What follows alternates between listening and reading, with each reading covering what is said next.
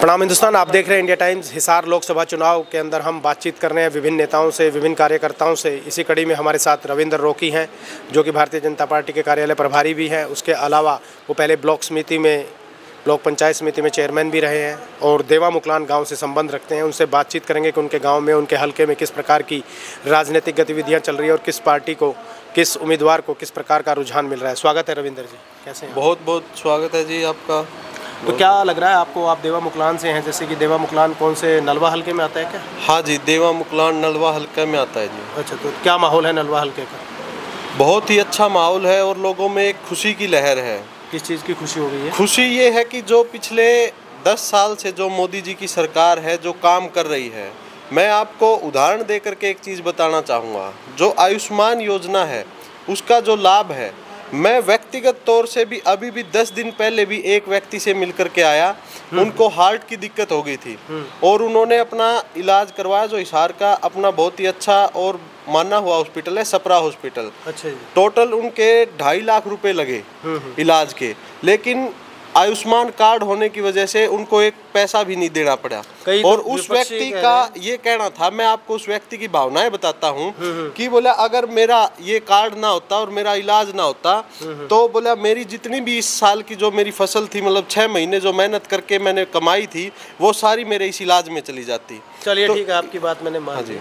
लेकिन विपक्षी ये आरोप लगा रहे हैं कि आपकी जो पार्टी है भारतीय जनता पार्टी, उसकी full form Bharatiya Janata party ना होकर बहुत ही जुमलेबाज पार्टी कांग्रेस ने ये आपकी डेफिनेशन निर्धारित की है। क्या कहेंगे इस पर? इस पे मेरे को कुछ कहने की ज़रूरत नहीं है, ये तो जनता उनको बताएगी और पिछले 2 इलेक्शनों में उनको बता भी चुकी है और तीसरा इलेक्शन जो हमारे सामने है वो परिणाम आपके सामने जल्द ही आ जाएंगे। जुमलेबाज तो वो लोग हैं जिन्होंने कुछ करके नहीं दिखाया। पिछले उन्होंने 70 साल जो उन्होंने राज रहा, जो भी उनका समय था, उन्होंने अगर इसी प्रकार की स्कीमें लागू की होती तो आज लोग उनके साथ होते। आज उनके पास उनके जो प्रत्याशी है वही विश्वास नहीं कर पा रहे हैं खुद के ऊपर, तो कैसे वो दूसरों के ऊपर आरोप लगा सकते हैं? अच्छा। और जो काम की बात है, बीजेपी सिर्फ एक चीज़ के ऊपर वोट मांग रही है, वो है काम के, जो हर चीज़ में दिखता है।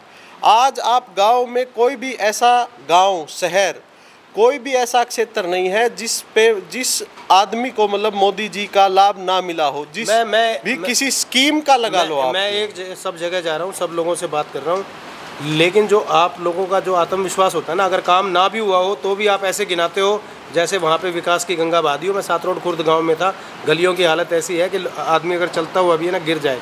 मैं खुद देख के आया हूँ अभी। नहीं, आप एक बात बताओ, आप ये कह रहे हो 7 रोड खुर्द में गलियों की हालत की जो आप बात कर रहे हो, वो अभी डेवलपमेंट, अंडर डेवलपमेंट काम चल रहे हैं ना वहाँ पे। कोई भी चीज़ हो उसको बनने में समय तो लगता है। अब आप ऐसे तो बालसमंद की साइड जाएंगे, ये रोड 4 लेन बन रहा है, अगर आप यहाँ जाओगे तो आपको यहाँ भी खड्डे मिलेंगे, लेकिन आप इससे 3 महीने बाद देखोगे तो ये आप एक 4 लेन रोड, जो मतलब एक ज़रूरत थी, इतनी सख्त ज़रूरत थी इस चीज़ की, और इतना बढ़िया रोड बन करके तैयार हो जाएगा।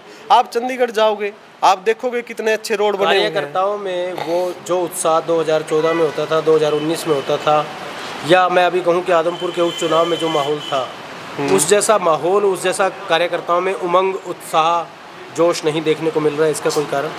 नहीं, आप जोश तो देखो, आप बताओ किसके अंदर जोश नहीं है? हर प्रोग्राम में कार्यकर्ता आ रहे हैं, और सबसे बड़ी बात, यहाँ पर कार्यकर्ता बुला करके नहीं, अपने आप मन से आ रहे हैं। अच्छा। कोई कार्यकर्ता ये नहीं है कि भाई उसको बुलाया तो वो आएगा। चलिए, मैं आपकी बात मान लेता हूँ, मुझे एक बात का जवाब दीजिए। आप खुद ग्रामीण पृष्ठभूमि से हैं। हाँ जी। गाँव में जहाँ भी भारतीय जनता पार्टी की प्रत्याशी की सभा होती है, वहाँ पर किसान काले झंडे लेके पहुँच जाते हैं। आपका पुरजोर विरोध हो रहा है, आपकी पार्टी का विरोध हो रहा है, आपके उम्मीदवार का भी विरोध हो रहा है, यहाँ तक कि हाथापाई भी हो चुकी है कई बार। क्या कहेंगे? देखो, लोकतंत्र के अंदर हर आदमी को अपनी बात रखने का अधिकार होता है, तो जो ये चीज़ें हैं ये भी एक लोकतंत्र का हिस्सा है। भाई उनको कई चीज़ें, हमारी ये ज़रूरी नहीं होता कि सब लोगों को हर चीज़ें पसंद आए, लेकिन वो अपने लोकतंत्र के हिसाब से अपना जो है वो अपना अधिकार है उसका प्रयोग कर रहे हैं। इससे कोई वो तो है भाई विरोध, हम ये कहें कि 100 के 100 लोग हमारे साथ हो गए, ऐसा तो कहीं भी नहीं होता। वो तो फिर एक राजतंत्र हो जाएगा। जबकि विरोध होगा तभी तो ये चीज़ें, तभी तो एक लोकतंत्र, जो सच्चा लोकतंत्र है, वो तभी कायम होगा जब उसके अंदर विरोध भी हो। चलिए मुझे एक चीज़ बता दीजिए, आपकी सारी बातें मैंने मान ली, सुन ली। मुझे ये बता दीजिए कि लोकसभा चुनाव का हिसार का क्या परिणाम रहेगा और आपकी पार्टी का उम्मीदवार कितने वोटों से जीतेगा? ऐसा नहीं है, मतलब खोखला दावा मत करना। आपसे पहले भी बहुत लोग आए आपकी पार्टी के, कोई कह रहा है 5 लाख से जीतेगा, कोई कह रहा है 4 लाख से, कोई कह रहा है 10 लाख से, कोई 8 लाख से। रियलिस्टिक फिगर बताइए जो आपको सही लग रही है।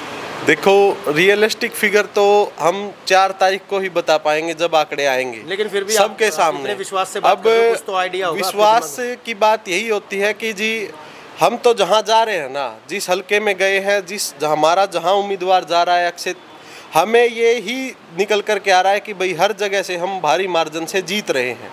और सबसे बड़ी बात यही है कि हम जीत रहे हैं। कांग्रेस तो कह रही है आप ग्रामीण जो पृष्ठभूमि की जो विधानसभा है वहाँ पर आप हारोगे और शहर में थोड़ा बहुत ठीक ठाक सा माहौल है। आप एक बात बताओ, कांग्रेस ये कैसे कह देगी कि भाजपा जीत रही है? नहीं, वो ये कह रही है कि शहरी क्षेत्रों में ठीक ठाक सा माहौल है, ग्रामीण विधानसभाओं से आप हार रहे हो, वो जीत रहे हैं। कांग्रेस को अपनी चिंता करनी चाहिए ना, वो कहाँ जीत रहे हैं, वो ये भी तो बताए ना।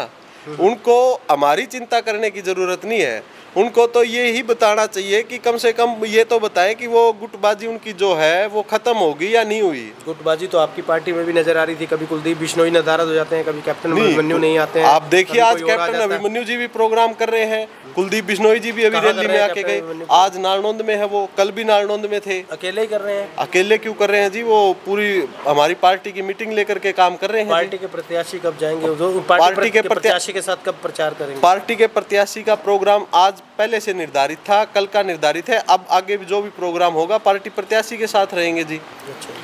वो तो कोई गुटबाजी नहीं है बीजेपी में? नहीं, बीजेपी में कोई गुटबाजी नहीं है जी। जो संगठन ने फैसला कर दिया उसके ऊपर सारे लोग काम कर रहे हैं। धन्यवाद हमसे बात करने के लिए। आपका ही बहुत बहुत धन्यवाद जी, आपने अपना कीमती समय दिया और मुझ जैसे कार्यकर्ता को अपनी बात रखने की का मौका दिया। धन्यवाद सर। Thank you. ठीक।